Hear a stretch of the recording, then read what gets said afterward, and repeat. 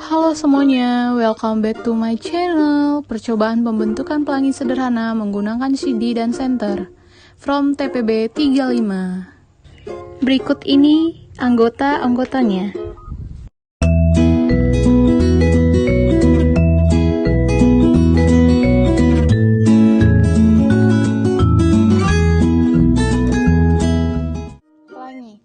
Pelangi sering muncul setelah terjadinya hujan. Pelangi memang suatu fenomena alam yang sangat menarik. Pelangi terjadi karena pembiasan suatu cahaya.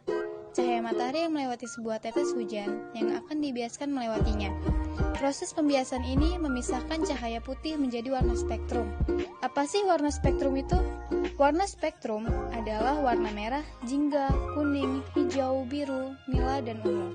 Atau yang sering kita sebut dengan singkatan Magicu Hibinium.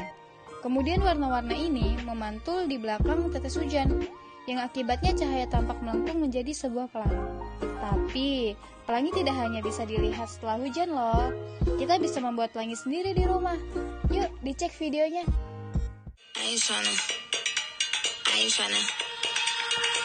Ain't tryna be cool like you. Wobbling around in your high heel shoes, I'm clumsy. Made friends with the floor. 2 for 1, you know a bitch fight for. And 2 left feet, you know I always drop. First thing a girl did was rock on the whole damn cake and a cherry on top. Shook up the bottom. Pada percobaan ini dilakukan dengan cara menembakkan cahaya senter ke bagian permukaan CD. Kemudian dari penembakan cahaya ini akan dihasilkan pantulan warna-warni pada dinding. Peristiwa tersebut merupakan peristiwa difraksi ketika cahaya senter ditembakkan langsung pada CD. Maka akan terlihat warna-warni pelangi yang cukup jelas. Peristiwa ini merupakan peristiwa interferensi. Jadi, kenapa sih bisa terjadi interferensi dan difraksi pada CD? Jawabannya adalah karena skema keping CD memiliki jalur-jalur yang rapat dan dapat berfungsi sebagai kisi difraksi. Kisi difraksi merupakan lapisan tipis yang terdiri dari banyak celah, sehingga kita tidak dapat melihatnya secara langsung. Ketika suatu gelombang cahaya melalui celah kecil di mana lebar celah lebih kecil dibanding gelombang, maka gelombang cahaya akan dipantulkan oleh sisi-sisi celah yang mengakibatkan gelombang cahaya atau sinar akan berbelok. Pola yang terbentuk pada dinding merupakan perpaduan antara peristiwa interferensi dan difraksi. Setiap celah cahaya yang terdifraksi ini akan berinterferensi satu sama lain yang membentuk pola pada dinding.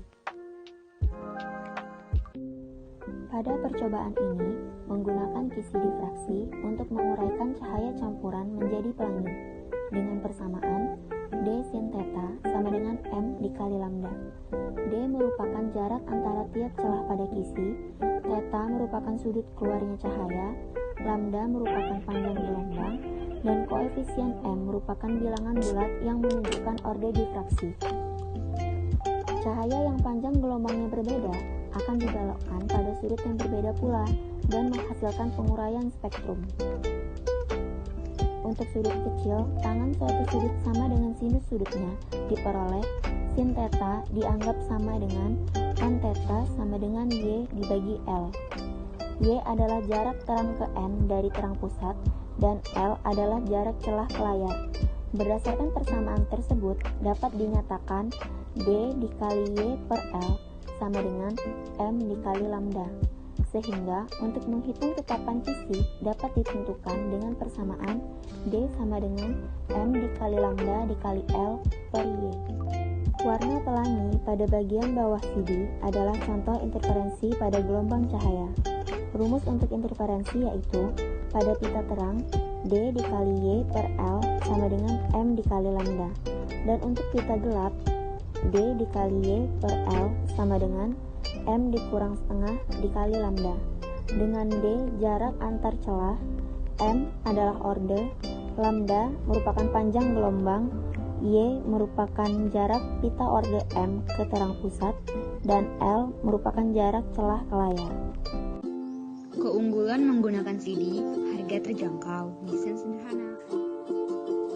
Sebenarnya, pelangi berbentuk lingkaran penuh, tetapi karena terpotong horizon bumi dan juga objek lain, pelangi hanya dapat dilihat setengah lingkaran saja.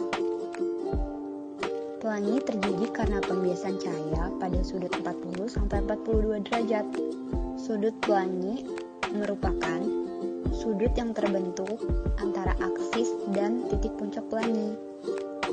Aksis sendiri merupakan sudut yang menghubungkan antara matahari dan pengamat.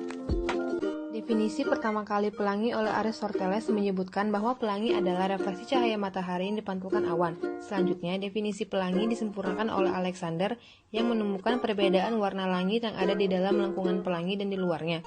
Menurutnya, langit di dalam lengkungan lebih gelap dibanding yang di luar lengkungan.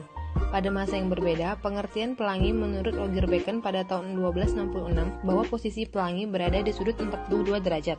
Di tahun 1304, Theodor Freiberg meyakini bahwa setiap hujan di awan punya pelanginya sendiri.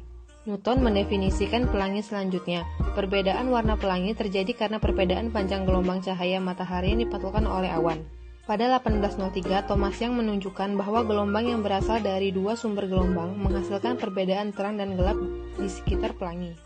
Setelah melakukan percobaan, maka didapatkan saran sebagai berikut ini.